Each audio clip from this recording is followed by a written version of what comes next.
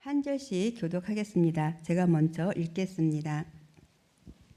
우시야 왕이 죽던 해에 내가 본즉 주께서 높이 들린 보좌에 앉으셨는데 그의 옷자락은 성전에 가득하였고 스랍들이 모시고 섰는데 각기 6 날개가 있어 그 둘로는 자기의 얼굴을 가리었고 그 둘로는 자기의 발을 가리었고 그 둘로는 날며 서로 불러 이르되 거룩하다 거룩하다 거룩하다 만군의 여호와여 그의 영광이 온 땅에 충만하도다 하더라.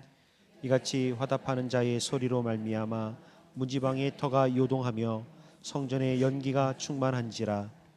그때 내가 말하되 화로다 나여 망하게 되었도다. 나는 입술이 부정한 사람이요 나는 입술이 부정한 백성 중에 거주하면서 만군의 여호와이신 왕을 배웠음이로다 하였더라. 그때에 그 서랍 중에 하나가 부젓가락으로 제단에서 집은 바 빈 숯불을 손에 가지고 내게로 날아와서 그것을 내 입술에 대며 이르되 보라 이것이 내 입에 닿았으니 내 악이 제하여졌고 내 죄가 사하여졌느니라 하더라. 내가 또 주의 목소리를 들으니 주께서 이르시되 내가 누구를 보내며 누가 우리를 위하여 갈고 하시니 그때에 내가 이르되 내가 여기 있나이다 나를 보내소서 하였더니 네, 부름받은 소명 보냄받은 사명 이라는 제목으로 말씀을 나누려고 합니다. 소명과 사명의 차이는 쉽게 설명하자면 이렇습니다. 소명은 야 너 이리 와봐 라고 부르는 거고 사명은 자 이제 가서 이 일을 해 라고 말하는 거죠. 재미있는 건 소명과 사명이 떨어질 수 없는 관계라는 거예요. 소명 없이는 사명도 없고 사명 없는 소명은 의미가 없습니다. 마치 닭이 먼저냐 달걀이 먼저냐 같은 관계와 같습니다. 예수를 믿기로 고백하는 그 순간부터 우리 모두는 부름받은 소명자이고 보냄받은 사명자입니다. 이사야서는 66권의 성경의 축소판이라고도 합니다. 우리는 하나님을 잘 알고 있습니다. 하나님 알지 못하고 어떻게 교회에 나오겠습니까? 그러나 내가 정말 알고 있는 하나님이 진짜 하나님인가 다시 한번 생각해 보셔야 됩니다. 정말 믿고 있는 예수 그리스도가 정말 부활의 예수님인가를 생각해 보셔야 합니다. 내가 오랫동안 교회를 섬기고 내가 장로로 집사로 권사로 내가 섬기고 있지만은 우리 다시 한번 생각해 보셔야 합니다. 우리 마음을 열고 하나님의 뜻을 발견하는 시간이 되시기를 소망합니다. 학자들이 말합니다. 18세기를 일컬어 말하기를 민중의 재발견 시대라고 그렇게 말합니다. 재발견이라고 하는 것은 없던 것이 나타나는 것이 아닙니다. 이미 알고 있는 것이지만 다시 한번 내가 깨닫고 알게 되고 새기는 것을 재발견이라고 말합니다. 18세기 와서 비로소 민중의 가치를 알게 되었다고 이야기합니다. 19세기를 일컬어 말하기를 여성의 재발견 시대, 20세기를 일컬어 말하기를 아동의 재발견, 어린이들 가치를 다시금 발견하게 되었다 그렇게 말합니다. 21세기는 신학적으로 말하면은 평신도들의 재발견 시대 그렇게 말합니다. 평신도들의 가치나 평신도들의 역할이 얼마나 중요한가 하는 것을 이야기해주고 있는 것입니다. 믿음으로 산다는 우리는 크리스찬으로 다시 한번 재발견하셔야 됩니다. 부름받은 소명, 보냄받은 사명자로 내 자신의 가치와 내 자신의 신분 다시 한번 발견할 수 있는 귀한 시간 되시기를 바랍니다. 그러기에 하나님을 재발견해야 합니다. 1절 말씀 함께 읽겠습니다. 우시야 왕이 죽던 해에 내가 본즉 주께서 높이 들린 보좌에 앉으셨는데 그의 옷자락은 성전에 가득하였고 이사야서 6장은 이사야 선지자가 하나님의 영광을 직접 경험하는 장면으로 시작합니다. 이 장의 첫 절에는 이사야가 유다왕 우시야가 죽던 해에 성전에서 하나님의 영광을 보았다고 기록하고 있습니다. 이 사건은 이사야의 사역의 시작을 의미하며 하나님이 어떻게 그를 부르셨는지를 보여줍니다. 우시야 이 왕은 유다를 강병보국으로 이끈 왕이었습니다. 그는 제2 52년 긴 세월 동안 군사적, 경제적으로 안정적인 통치를 지속했습니다. 하나님의 놀라운 능력이 우시아와 함께 하셨기 때문입니다. 그러나 그는 권력에 도취되고 교만해져서 본분을 잃어버렸습니다. 직접 향단에 분양하려 한 것입니다. 그 즉시 왕의 이마에 나병이 생겼습니다. 아무리 위대한 자도 하나님의 거룩함 앞에는 작은 자입니다. 이사야는 우시아가 죽던 해 하늘 보좌를 보게 됩니다. 만국의 왕, 만유의 주제, 참 왕이신 하나님을 뵌 것입니다. 하늘 보좌의 하나님의 경영을, 하나님의 통치를 보았습니다. 그리고 빛나는 영광을 봤습니다. 그 영광의 눈이 열어지자 먼저 민족의 죄를 보고 내 안의 죄를 보기 시작합니다. 이사야는 거룩함 앞에서 자신의 부정을 발견합니다. 거룩을 경험하지 못한 자는 자신의 부정하다는 사실조차 인식하지 못합니다. 거룩은 죄를 드러나게 하지만 이는 심판과 죽음을 위한 고발이 아닙니다. 용서와 새로운 생명을 주시기 위한 정결의 과정입니다. 거룩함은 비난과 거절이 아니라 대화와 용납이고 치유와 회복으로 이어집니다. 하나님의 거룩함을 본 자들은 정결케 되며 거룩에 참여하도록 요청받습니다. 하나님이 아닌 이상 어떻게 거룩하게 살 수 있겠습니까? 그러므로 경건의 훈련이 필요합니다. 거룩한 하나님을 닮아가며 하나님의 형상이 회복되어야 되는 것입니다. 육체의 소욕이 아닌 성령을 따라 행해야 합니다. 작은 죄 하나, 가벼운 타협이 우리 삶 전체를 오염시킵니다. 거룩하라는 명령은 우리에게 복을 주시는 하나님의 명령이라는 것을 잊지 않는 저와 여러분이 되었으면 좋겠습니다. 하나님을 예배하는 우리에게 거룩의 체험이 있었으면 좋겠습니다. 거룩하신 하나님 앞에 나아갈 때 거룩한 하나님께서 우리 가운데 강력하게 역사하시는 그 믿음의 체험이 있었으면 좋겠습니다. 이사야는 하나님의 귀한 선지자로서 일한다고 생각했지만 하나님 알지 못하고 한 것이 1장에서 5장까지의 말씀입니다. 열심히 말을 전했지만은 하나님 알지 못하고 내 마음대로, 내 기분대로, 내 뜻대로 전했던 것입니다. 우시아 왕은 학자들이 말하기를 이사야의 사촌 형님이라고 그렇게 말합니다. 내가 세상에 나가서 어떤 말을 하든 어떤 일을 하든 겁날 게 없습니다. 내 뒤가 얼마나 든든합니까? 형님이 왕인데 내가 세상에서 겁날 것이 뭐가 있겠습니까? 아무것도 두려워할 것이 없습니다. 바꿔 말하면은 하나님보다 의지할 수 있는 무엇인가가 있을 때 하나님 알지 못합니다. 많은 사람들도 마찬가지입니다. 내가 세상에서 얼마나 의지할 것이 많이 있습니까? 내 재물 의지합니다. 때때로 내 부모를, 내 자녀를 의지하고 살아갑니다. 내가 의지하던 무엇인가가 없어지게 될 때 비로소 하나님이 보이게 된다고 하는 것입니다. 사무엘상 2장 12절을 보며 굉장히 두려운 말씀이 나옵니다. 함께 같이 읽겠습니다. 시작. 여호와를 알지 못하더라. 아멘. 엘리 아들들이 누구입니까? 홈니와 비느하스입니다. 얼마나 아버지를 도와서 제사를 많이 했습니까? 성전에 얼마나 많이 들어갔겠습니까? 하나님을 얼마나 많이 외쳤습니까? 그렇게 열심히 전하고 있던 그 홈니와 비느하스가 엘리의 아들들이 행실이 나빠서 여호와를 알지 못했다고 이렇게 말씀하고 있습니다. 저는 이 말씀을 읽을 때 가슴이 철렁했습니다. 목사, 전도사의 자녀라고 하나님 압니까? 절대 그렇지 못합니다. 우리 아이들이 교인들의 자녀라고 해서 하나님 잘 믿고 있습니까? 우리 아들, 딸들이 내 옆에서 예배를 드리고 있다고 해서 하나님의 귀한 믿음의 자녀가 되었다 이렇게 절대 오해하시면 안 됩니다. 착각하시면 안 됩니다. 나와 내 자녀, 우리가 정말 진실하게 내가 하나님 알기 전까지는 절대 안심할 수가 없는 것입니다. 하나님 다 지금 발견해야 합니다. 그렇게 해야 우리가 정말 진정한 하나님의 사람이라고 말할 수 있다라고 하는 것입니다. 성경 말씀 보시면 욥이라고 하는 사람이 등장합니다. 욥을 보시면 얼마나 많은 고생을 합니까? 하나님께서 심지어 사탄에게 하나님의 종 욥을 내어놓을 만큼 하나님께서는 욥을 믿었습니다. 욥의 아내는 하나님을 저주하고 죽어버리라고 말합니다. 욥기 42장 5절 말씀입니다. 함께 읽겠습니다. 내가 주께 대하여 귀로 듣기만 하였사오니 이는 아멘. 그 많은 고생 끝에 욥이 말합니다. 내가 지금까지 하나님을 귀로 듣기만 하였는데 이제는 눈으로 봅니다. 이렇게 말하고 있습니다.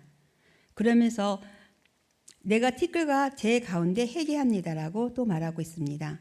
사탄에게 내어놓아도 부끄럽지 않을 만큼 하나님께서 믿는 사람이었는데 내가 하나님을 지금까지는 듣기만 했다. 이제 봅니다라고 확실하게 안다는 것입니다.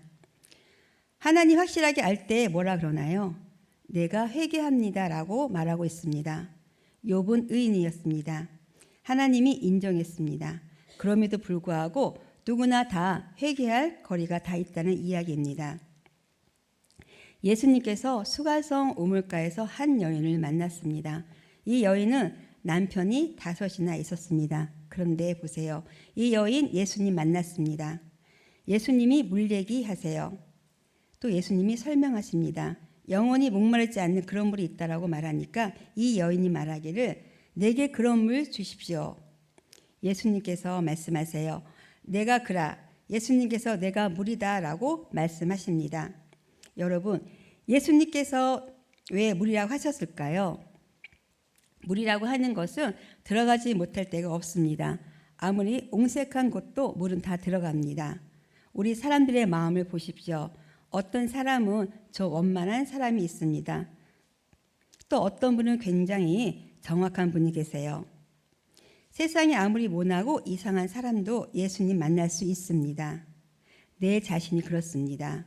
우리 다 마찬가지입니다. 다시 말씀하면 예수님께서는 어디나 다 들어가신다는 이야기입니다. 이것이 바로 예수님께서 나는 물이다, 내가 물이다 라고 하는 이야기입니다. 예수님께서 물 이야기를 다 하신 다음에 남편을 불러오라고 하니까 이 여인이 남편이 없습니다. 예수님께서 말씀하시기를 옳다, 내게 남편이 있지만 내 남편이 아니다라고 말씀하십니다. 이때 여인을 보십시오. 물동이를 버려두고 동네로 들어갑니다. 들어가서 외치기를 내가 메시아를 만났다, 와 보라 말합니다. 요한복음 4장 28절 말씀에 물동이를 버려두고 들어갔다고 합니다. 왜 물동이를 버려두고 들어갔다고 굳이 말을 했을까요? 물을 만나면 물동이는 필요가 없는 것이고 물이 풍성하면 물동이는 필요 없습니다. 세상에 많은 사람들이 물을 만나지 못하고 물동이만 가지고 살아가는 사람들이 얼마나 많은지 모릅니다. 왜 물동이만 가지고 살아가는 사람들이 많을까요? 예수님을 못 만났습니다. 예수님 만난 것은 이 여인이 자기가 가지고 있던 바로 남편 5을 버리고 나니까 예수님 만났다는 이야기입니다. 지금까지 얼마나 많은 남자들, 그 남자를 따라갔겠습니까? 이제는 그것이 아니라 버리고 나니까 예수 그리스도가 메시아인 것을 발견하게 되었다. 그렇게 말씀하고 있는 것입니다. 또 반면에 젊은 부자 갈리를 보세요. 예수님을 찾아왔습니다. 이 사람은 젊었습니다. 율법대로 행하였습니다. 지혜가 있는 사람이었고요. 돈도 많았습니다. 그 당시에 돈 많다라는 것은요, 얼마나 좋은 일인지 모릅니다. 그 당시 일반적으로 사람들은 돈이 없었어요. 부자들은 또 악했습니다. 그래서 예수님께서 말씀하시기를 부자가 천국에 들어가는 것이 낙타가 바늘구멍에 들어가는 것보다 더 힘들다 말씀하신 것입니다. 이 사람은 재물이 많았습니다. 예수님께서 말씀하십니다. 예수님께 말합니다. 어떻게 하면 영생을 얻겠습니까? 예수님께서는 부모를 공경하라, 간음하지 말고 살인하지 말라 등등 이야기하셨어요. 자신 있게 이야기했습니다. 이것은 내가 어려서부터 잘 지켜 행하고 있습니다라고 말하고 있습니다. 예수님이 말씀하세요. 내 있는 것을 다 팔아 가난한 자를 주고 그리고 와서 나를 따르라. 그 다음 말씀을 보면 얼마나 슬픈지 모릅니다. 이 사람이 재물을 많은 거로 근심하고 돌아가니라 그렇게 말하고 있습니다. 여러분, 재물이라 하는 것이 얼마나 좋습니까? 그 당시에 모든 사람이 다 가난하게 살 때 재물이 많다는 것은 굉장히 좋은 것입니다. 이 한 가지 때문에 이 사람은 예수님 만나지 못하고 돌아가 버리고 말았다는 겁니다. 우리도 마찬가지입니다. 내게 가장 귀한 무엇인가를 하나님 위에 올려놓은 그 무엇을 버려야 비로소 내가 하나님 알 수 있습니다. 진정 하나님은 그때 만날 수가 있게 되는 것입니다. 하나님 멀리 계시는 분 아닙니다. 나와 함께 계십니다. 나와 함께 계시며 나와 함께 날마다 동행하시는 하나님, 그 하나님이 어떤 분이신가를 재발견하시고 내 중심에 모시고 살아가기를 바랍니다. 두 번째, 자신을 발견해야 합니다. 5절 말씀입니다. 5절 말씀 같이 읽겠습니다. 그때 내가 말하되 화로다 나여 망하게 되었도다. 나는 입술이 부정한 사람이요 나는 입술이 부정한 백성 중에 거주하면서 만군의 여호와이신 왕을 배웠음이로다 하였더라. 아멘. 이사야는 악을 행하는 자가 아니었습니다. 그는 백성들 가운데서 선지자로 사역을 감당하며 거룩한 삶을 살았던 사람입니다. 이사야는 많은 말씀을 전합니다. 지금까지는 모든 사람들, 다른 사람들에게 저주를 퍼부었습니다. 1장에서 5장까지의 말씀은 다른 사람들에게 화 있다, 술에 취한 자여, 자기를 지혜롭게 보는 자여, 전부 다 다른 사람의 화가 있겠다고 말합니다. 그런 이사야가 하나님 발견하고 나니까 뭐라고 그러나요? 다른 사람에게 저주가 있는 것이 아니라, 다른 사람에게 화가 있는 것이 아니라 내가 화가 있겠다고 말합니다. 하나님 발견해야 내 자신을 발견하게 되는 것입니다. 여러분, 우리가 하나님과 비교해 볼 때, 하나님과 견져 볼 때 내가 비로소 내 자신이 보이게 되는 것입니다. 왜 자기를 알지 못하고 살아갑니까? 하나님 알지 못하기 때문에 그렇습니다. 하나님 알아야 비로소 자기 자신을 압니다. 누가복음 5장 8절 말씀입니다. 함께 읽겠습니다. 시작. 시몬 베드로가 이를 보고 예수의 무릎 아래 엎드려 이르되 주여 나를 떠나소서 나는 죄인으로소이다 하니 아멘. 시몬 베드로가 갈릴리 바다에서 예수님께 고백합니다. 베드로가 이전까지는 예수님 알지 못했습니다. 나와 아무런 관계가 없는 사람이었습니다. 그런데 예수님이 더 깊은 곳에 가서 그물을 던지라 말씀하십니다. 그때 베드로 선생이라고 말을 합니다.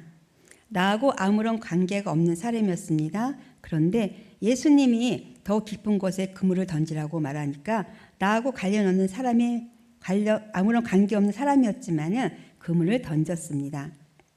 많은 고기를 잡았어요. 베드로가 하는 말이 그때 주여 나를 떠나소서 나는 죄인으로소이다 그렇게 말합니다. 자기 자신을 발견하게 되는 것입니다. 여러분, 예수님 발견해야 자기 자신을 발견합니다. 이 베드로를 보시면 얼마나 정확하게 자기 고백을 했는지 모릅니다. 나는 죄인이다라고 하는 그 말은 나는 죄를 지었던 사람입니다라는 말이 아닙니다. I am a simple man. 나는 죄를 지었고 앞으로도 또 죄를 지을 가능성을 가지고 있습니다라는 뜻입니다. 다시 말하면 나는 죄를 가지고 있는 사람입니다라는 말입니다. 베드로가 예수님 발견하고 나니까 자기 자신을 발견하게 되고 자기 자신이 죄인된 모습을 고백합니다. 이것이야말로 하나님 사람의 모습입니다.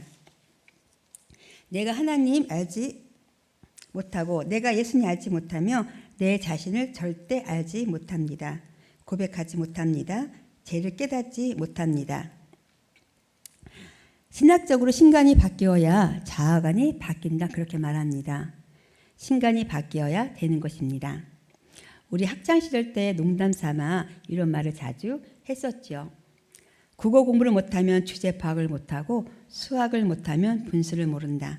이 말을 다르게 적용해서 이야기한다면 국어 공부를 잘해도 하나님을 알지 못하면 주제 파악이 안 됩니다. 아무리 수학 공부를 열심히 해도 하나님 알지 못하면 분수를 모릅니다. 하나님을 알지 못하면 하나님 이야기를 듣지 못한답니다. 하나님을 알아야 비로소 내가 내 자신이 누군가 하는 것을 분명하게 고백할 수 있게 되는 것입니다. 베드로가 예수님을 고백한 다음 비로소 예수님께서 사람을 치하리라라고 말씀해 주시는 것입니다. 오늘 말씀 이전 말씀에 보시면 이 스랍이라고 하는 말이 나옵니다. 이 스랍은 천사입니다.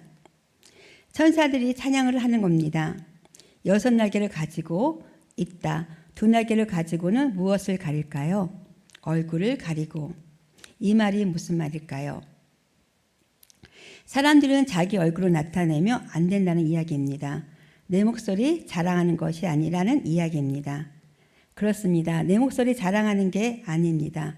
얼굴을 가려야 해요.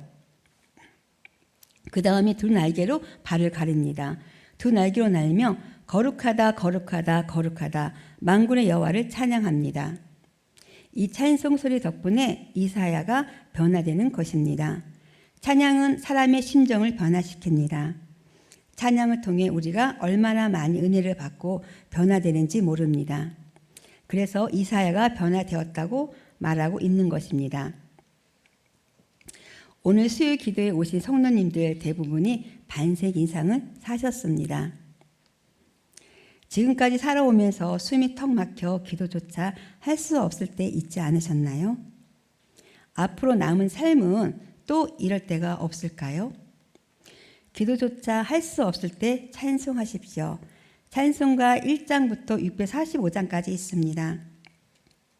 첫 장부터 시작해서 아시는 찬송만 불러보세요.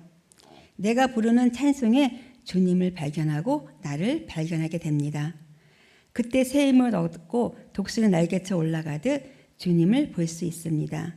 내가 죄인임을 고백하며 거룩하신 하나님을 찬송하는 저와 여러분이 되시기를 주님의 이름으로 축복합니다. 세 번째는 소명을 재발견해야 합니다. 8절 말씀 같이 읽겠습니다. 시작. 내가 또 주의 목소리를 들으니 주께서 이르시되 내가 누구를 보내며 누가 우리를 위하여 갈고 하시니 그때 내가 이르되 내가 여기 있나이다 나를 보내소서. 아멘. 우리가 우리 자신을 알고 고백하게 될 때 하나님께서는 우리에게 비로소 소명을 주십니다. 하나님께서는 하나님을 알고 자기 자신을 고백한 이사에게 비로소 묻습니다. 내가 누구를 보내며 누가 우리를 위해서 갈고. 본문의 이 말씀은 두 가지 측면에서 생각할 수 있습니다.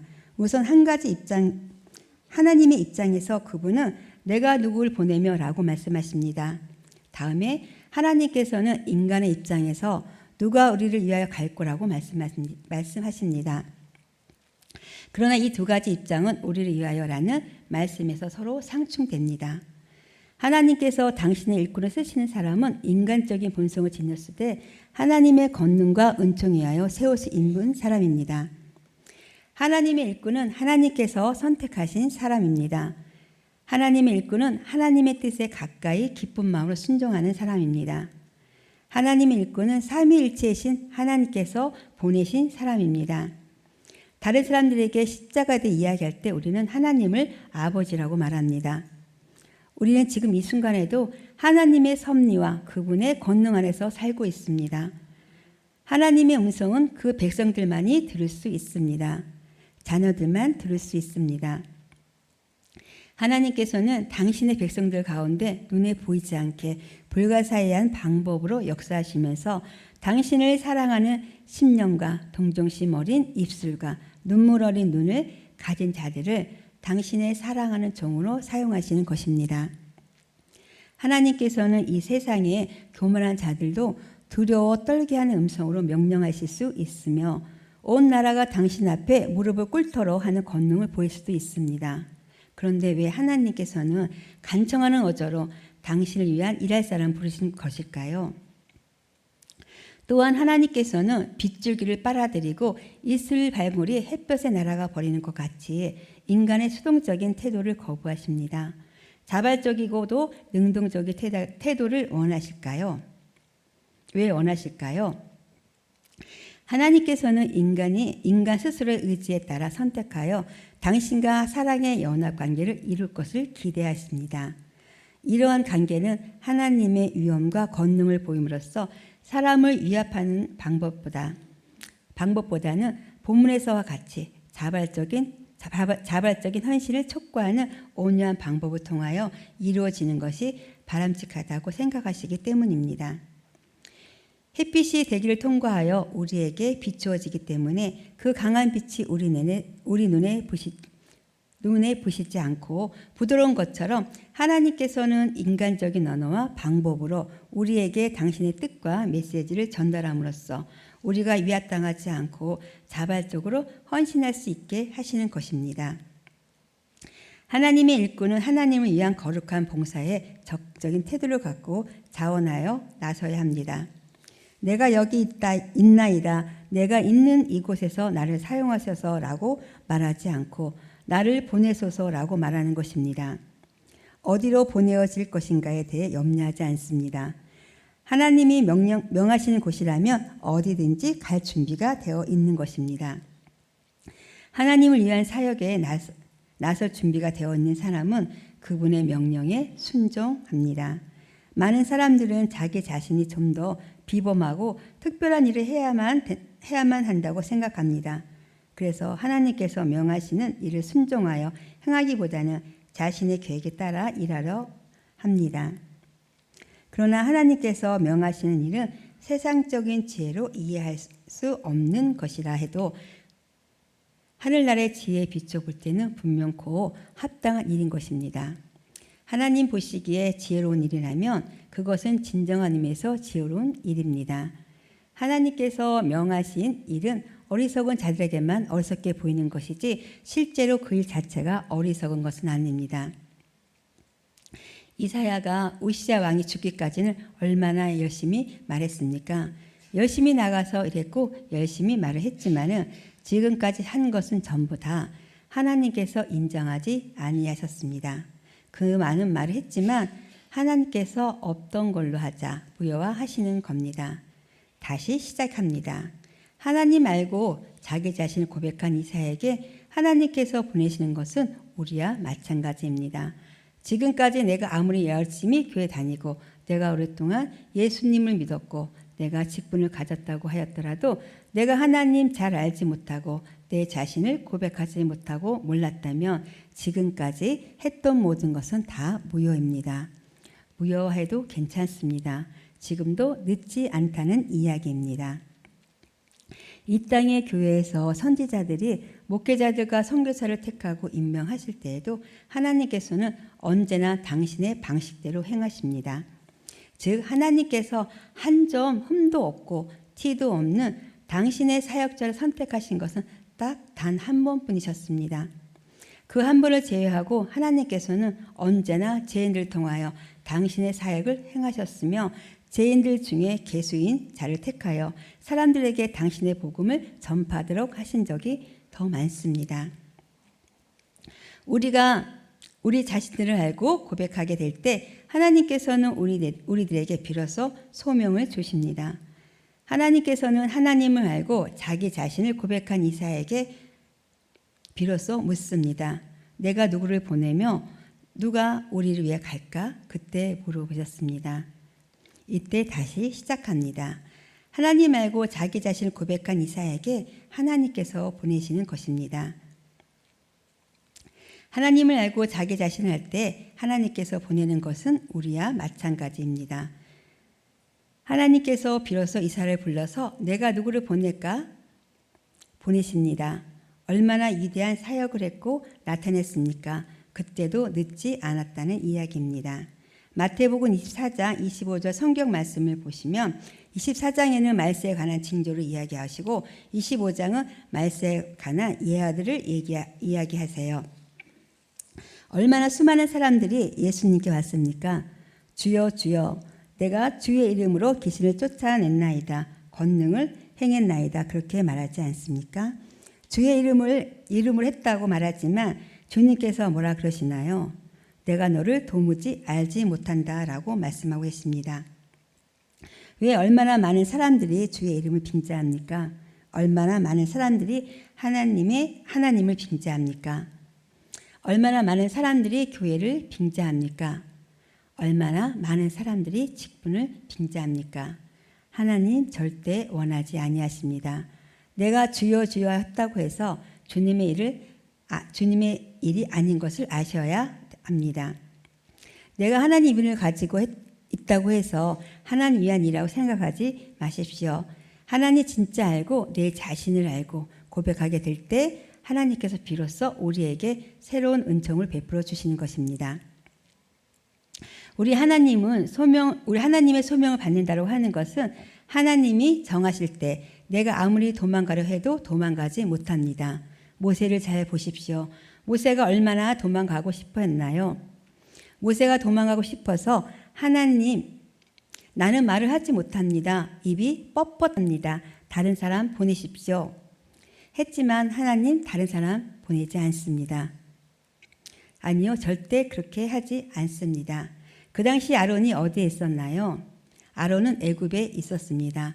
아론이 모세보다 훨씬 말도 잘합니다. 애굽에 있었으니 훨씬 더 편합니다. 그렇지 않겠습니까? 하나님께서 아론에게 끌고 나오라고 말하면 되는데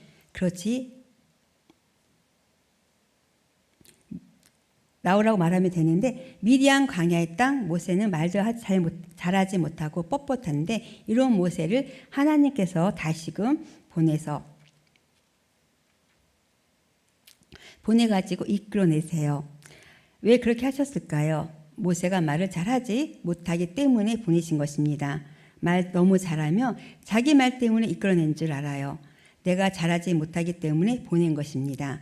내가 가지 못하겠습니다 말하니까 하나님께서 보내신 겁니다. 하나님께서는 하나님이 정하신 사람을 보냈습니다. 언제 보내십니까? 하나님 제대로 알고 자기 자신을 고백하고 나는 입술이 둔합니다 말하지 못합니다라고 말하는 그 사람을 하나님께서 쓰시는 것입니다. 우리 모두 마찬가지입니다. 내가 정말 오랫동안 열심히 믿고 오늘도 교회에 와서 내가 앉아있지만은 내가 정말 하나님 아는 사람인가? 다시 한번 여러분은 하나님 앞에서 하나님을 재발견하셔야 됩니다. 여러분 자신을 다시금 재발견하셔야 됩니다. 내가 정말 어떤 사람인가? 내 죄를 고백할 때 하나님께서는 내가 누구를 보내며 누가 우리를 위하여 갈까 하고 말씀하십니다. 성도님들, 주님의 물으심에 어떠한 대답을 하실 건가요? 이사야서 20장 3절 말씀으로 오늘 말씀을 맺으려고 합니다. 우리 같이 한 목소리로 읽겠습니다. 시작. 나의 종 이사야가 3년 동안 벗은 몸과 벗은 발 애국과 고스에 대하여 징조와 예표가 되었느니라. 아멘. 선지자 이사야에게 벗은 몸과 벗은 발로 3년을 다님으로써 수치를 감당하라고 명하셨던 하나님의 아들께서 훗날 내 백성을 위해 친히 인간을 오셔서 십자가 완전히 벌거벗은 채 매달리셨습니다. 온 인류와 바로 나를 위해 온 우주의 창조주이자 왕이신 분이 전 세계 피조물 앞에서 벌거벗은 수치를 감수하셨습니다. 범죄한 첫 인류의 벌거벗은 수치를 가려주시기 위해 가죽옷을 입혀주셨던 그분이 이제 온 인류와 나를 그리스도로 옷 입히기 위해서 벌거벗은 채 매달리셨습니다. 그분은 아무런 태도를 긋지 않고 모든 사람을 하여금 하나님과 그리고 이웃들과 화목하도록 벌거벗은 사랑을 보여주셨습니다. 벌거벗은 하나님 아들 예수 그리스도의 참 사랑을 우리 모두 만났습니다.